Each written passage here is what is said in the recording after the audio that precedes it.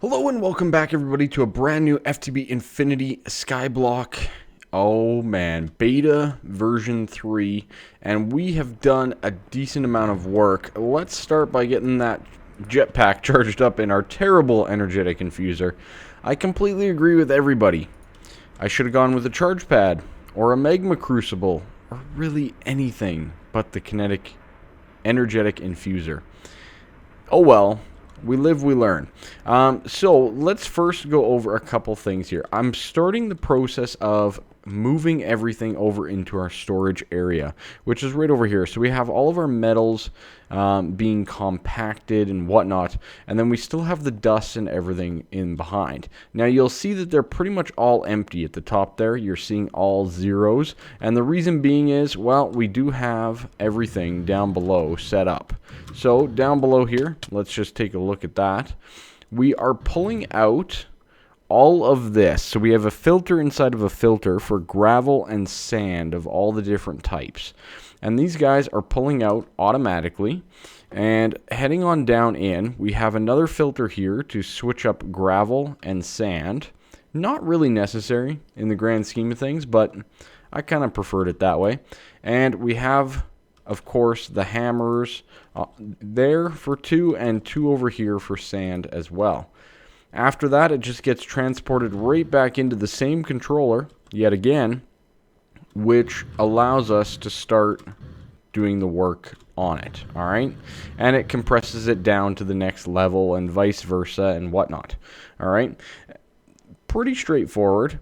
The next step is to basically automate the dusts that are in behind here. I don't know if this works. You can see here, so for example, this one, 1800 iron ore dust. That is a guy that we need to get processing. The copper ore dust is another one, over at almost 1,000, and tins at 921. So there's a lot that we need to do, and we need to get it auto smelting and then back in to this same setup again. So I may set up a little smelting thing down below, a pulverizer redstone furnace type setup. Pretty straightforward, nothing too crazy. And there you go, we have our 8 metals. All right. The next step is basically converting all the caches over to drawers. And the main reason why I want to do that is I want to optimize our inputs from over here. We're already getting there pretty substantially. We have lots of speed upgrades in our nodes though. And if we can fine tune that a little bit, it'd be even better. So right now we have 8 speed upgrades, and we're full power. We have 8 speed upgrades and 8 speed upgrades there as well. And as you can see, we're at full power. Now, what did we do to fix that issue? Well, as you can see, the MV capacitor is growing in power, and there's new stuff over here.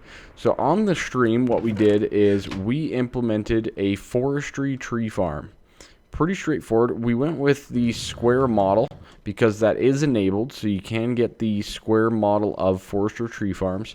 You should probably always build a square one because the diamond shape, you gain 40% more with this shape. And there you have it. We have all the stuff coming out, and those are going into all of this over here. So we basically have transfer nodes. Let me just cruise on down and we can show you the underside of this farm. Alright, so this is big multi-block thing that requires some farm blocks from forestry. Pretty straightforward. Tin electron tubes, a little bit of copper, and a block of your choice that's like a brick. One of the easiest ones is sandstone, just saying. But this stone bricks is also probably the next easiest as well. Now, the farm needs a couple things. It needs a valve because you need to have it hydrated.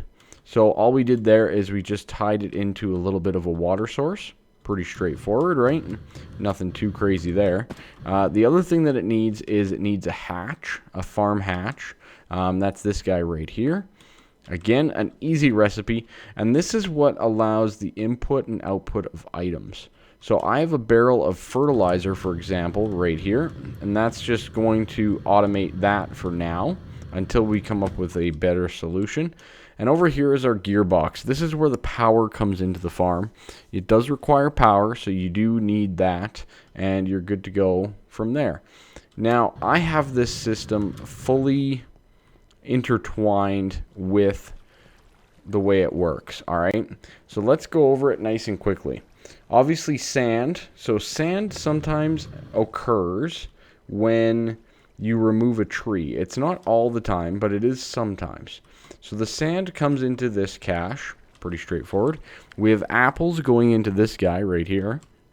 And we have the apple oak saplings from forestry. So one of the things is when you plant oak saplings in this, you're going to get the forestry variant of them. Now, we do have a recipe in the system where you just put it in a crafting grid and it'll become an oak sapling, regular oak sapling. Because these guys right here, you cannot compost. It won't let you. But the oak saplings, you're good to go. Now, we're going to need dirt for this for when it does convert to sand occasionally. So, what we did, or what I did, or we did, well, yeah, I guess we all did it, didn't we? I just set up another transfer node into a couple oak barrels, into a better barrel, because, you know, maybe eventually we will actually gain dirt, and then the dirt is just going back into the system as well, all right? Pretty straightforward, nothing too crazy about this setup, just using an auto workbench and everything. It's pretty straightforward, nothing too crazy. Kryllyk needs me to have a nap with him. Let's go fix that up first. Jetpack is so nice. Jetpack is so wonderful. So we'll just sleep this off. We'll get daytime going anyways. I want my bees to be continually producing, so we're good to go. Now the rest, we have the oak wood going into this cache right here. Now this guy's going to fill up pretty quick. We're going to have to upgrade that. But I've just kind of done a little oak wood into our redstone furnace, which I removed from over there and put over here for now. And this guy is basically making just charcoal. Charcoal is going into a solid fueled boiler firebox, which is a 3x3 set up here by 1, and it's slowly but surely heating up, and it's producing steam with a 3x3x4 low pressure boiler tank on top. All right, now this is Railcraft. This is a Railcraft steam making steam boiler. Okay, it's pretty darn good. So what you can do with this then is you make steam. Now obviously as it gets more and more heated up, it becomes more efficient. So you're going to go through a lot of energy, you know, and a lot of coal and everything until you get to the top, basically. Very nice setup. Now it does require water, so we just did another transfer node over here. Pretty straightforward. Magnets causing trouble. And one of the best things about it is you can run the thermal expansion steam dynamos directly off of it. You can pump steam into these guys and produce power. Now, I've upgraded these with the first augment as well, so we get 2 times the energy production. So each one of these is currently making 160 RF per tick. That's going into here, which is powering the farm. And we also have some immersive engineering cables running it over to the MV capacitor over here, which is pretty much always full unless I'm running something pretty advanced. Pretty straightforward. I hope I did a good job explaining that guy. But I think the next step here is we need to get this setup over here automated into the ingots. And we need to do that as soon as possible. And I also need to get more drawers set up as well. We do have the drawer controller, so that is very useful in just having that as the only input, which will speed up these guys and all that, which I've already explained. So we need to remove the last of these, get them into drawers, and probably rewire this, make it look a little bit better. And that way our storage system starts to actually look like a storage system. And then we can also do a little bit of design on it. So pretty sweet. I'm looking forward to it. So how many more of these do we need? 1, 2, 3, 4, 5, 6, 7, 8, 9, 10, 11, 12, 13, 14 more. Okay. Now, I do want these to all be the single type. I could probably get away with some 4 by, the 2x2 style, but all of these were producing in mass. So I'd prefer to store them in equal mass quantity. And of course you can upgrade the barrels and everything as well. So like things like this right here. Well, I've already upgraded the bone meal. Now we did put in an emerald upgrade, which is the biggest, but I mean, I do have 126 emeralds that I'm not going to be using anytime soon. So pretty darn good. Let's remove the rope ladder because we're probably not going to use that for going down there anymore. Just saying. We'll put that away.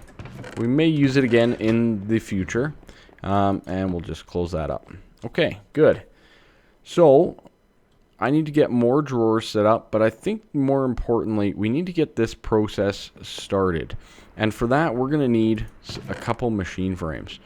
Now, I do still prefer the thermal expansion machines. A lot of people disagree with me. A lot of people love the sag mill and all of that, and good for them. They should. They're both amazing machines that I highly recommend for anybody to use them. I find the thermal expansion ones to be a little bit faster, though. That's my own personal preference. So we need 2 tin gears, which is 8 tin, and then I need another 2 for the next step, and we need 12 redstone plus another 2 and 2 iron. Okay, let's get these over here. At least our power situation is somewhat handled, which is good. So these guys should produce at full speed and be good to go. In here we need 2 of you and the 12 in the carpenter, and over here we need to get the tin gears going. In the meantime, let's remove this, swap it back over to here, and we need the gear pattern instead. Now also we need to get in things like our en-devour, electrum, and bronze, and I'll probably put most of those just down below or above, and things like ender pearl, nether quartz, some of these items are going to be very useful for us. I guess we could put away the tin nuggets, can't we? Yes, we can. Very good. Alright, so I'm going to get a couple machine frames going because we need to get that first and foremost, and I'll see you all once that's done. Okay, so we're back here. I've converted all of these over, but we're running into a bit of a lag on the server, which is kind of interesting. Hopefully we can get it solved, and hopefully I can carry on here. If not, it may just be a shorter video. So there we go. We get the redstone furnace. We also need a pulverizer, though, to get this thing done. What's that again? A couple pieces of flint and a piston. Of course I don't have a piston. All right. Yeah, that's some of that lag that I'm talking about. A little bit not great. I don't think it's me, as far as I know. So I guess just keep on keeping on. See? There we go. Yeah, this will have to be addressed for sure. 1, 2, 3. Good. And a little bit of this. I know that... Oh, God. I think I clicked it 5 times. It's fine. Yeah, I'm not sure what the problem is, but it's definitely something on the server here. Not great. Oh, well. We will figure it out. That's why there's amazing people that work on this all the time. Okay, there we go. Piston. Good. Fix that chest. Oh, God. Yeah, there it is again. I don't know, guys. This is getting pretty darn bad. Okay, but there's our pulverizer as well. So we have both the machines. That's good. And then from there, we can put these down in the basement. I'm going to wire them up and everything.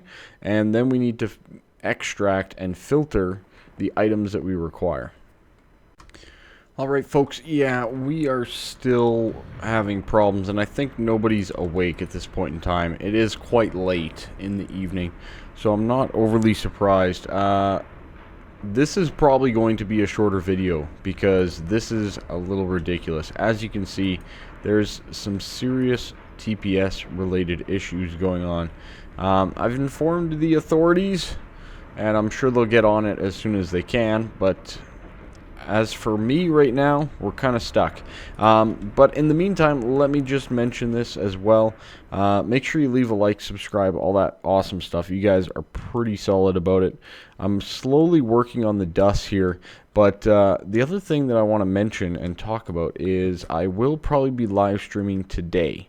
So you guys will see that as well. So probably at about noon Mountain Time, give or take. So hopefully I can see a whole bunch of you guys there. I just can't suffer through this anymore. It's still not done. Yeah. So anyways, that's going to be it. Server problems, it happens. So I'll catch you guys next time. Bye bye for now.